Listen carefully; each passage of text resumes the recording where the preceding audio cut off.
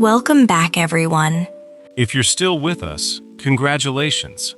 You're already doing something that many learners don't do. You're spending time listening to real English conversations, And that's one of the fastest ways to improve your English. especially your listening skills. Speaking of listening skills, It's time for a challenge. are you ready? Let's find out. Here's how it works. I'm going to answer the question, how was your day? Your job is to listen carefully. Then, try to identify the feeling behind my answer. Don't worry if you don't understand every word. Focus on the main idea. Ready? Here we go. How was your day? Honestly, it was a bit hectic. I had back-to-back meetings all morning, and my phone wouldn't stop ringing. But by the end of the day, I managed to finish everything on my list. Okay, listeners. What feeling did you hear? Was it relaxing? Was it exciting? Or was it busy? The answer is Busy. exactly. Let's look at an important phrase. Back-to-back meetings. This means meetings with almost no break between them. Very common expression. Let's try another one. Ready? How was your day? It was wonderful. I spent the afternoon with some old friends I hadn't seen in years. We talked, laughed, and shared stories for hours. What feeling did you hear? Happy? Relaxed? Both could work. That's the beauty of real conversations. Sometimes emotions overlap. Now let's move to something that fluent speakers do very well. They ask follow-up questions. This is where many learners struggle, They answer questions. but they don't continue conversations. Let's practice. Ray, how was your day? It was great.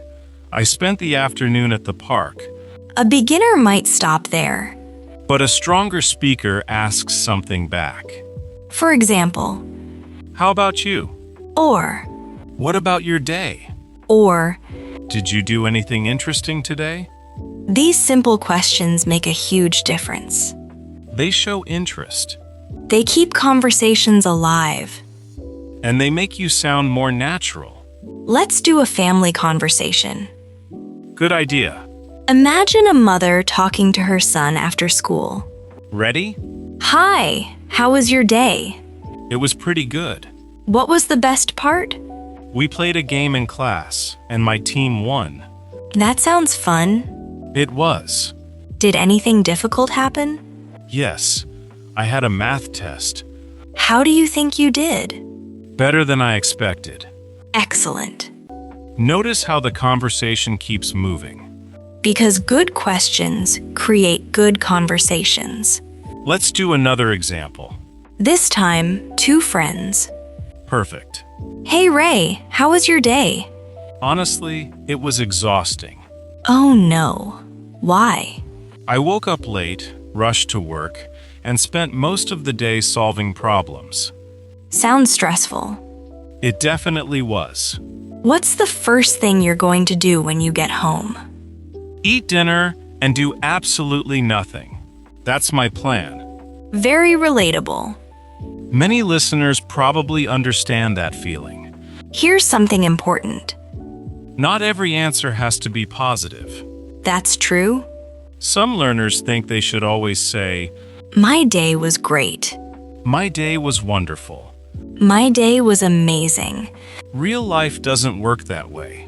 Some days are difficult. Some days are boring. Some days are stressful.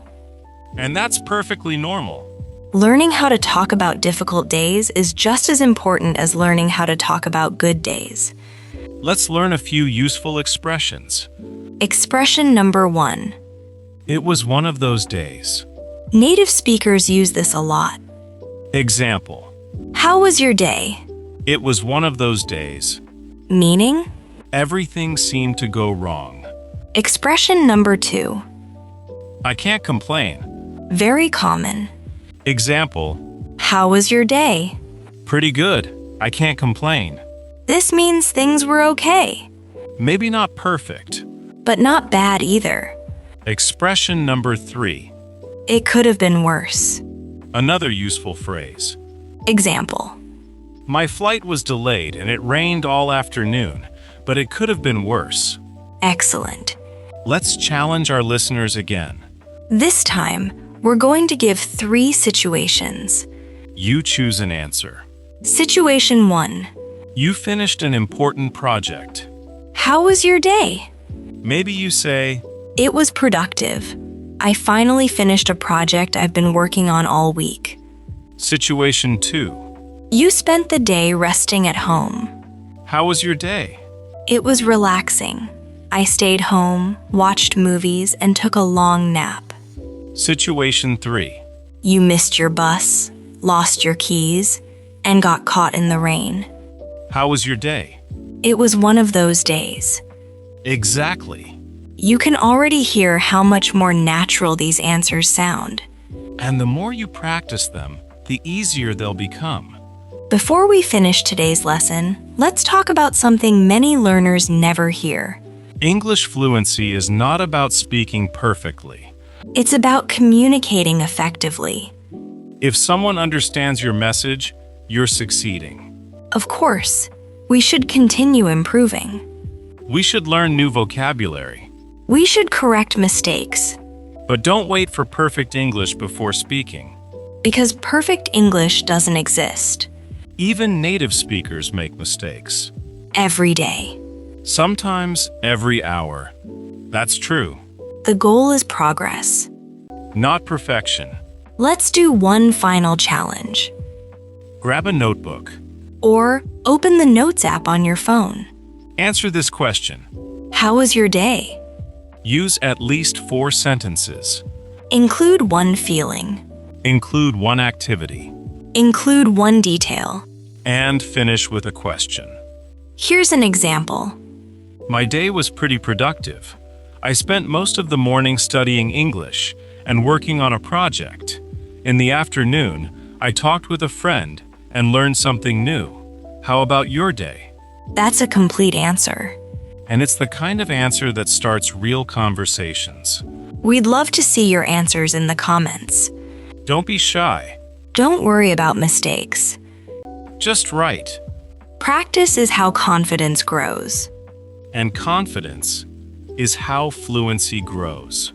If you enjoyed today's lesson, make sure you subscribe, And turn on notifications so you don't miss the next episode. because tomorrow we're continuing our 3-day speaking challenge.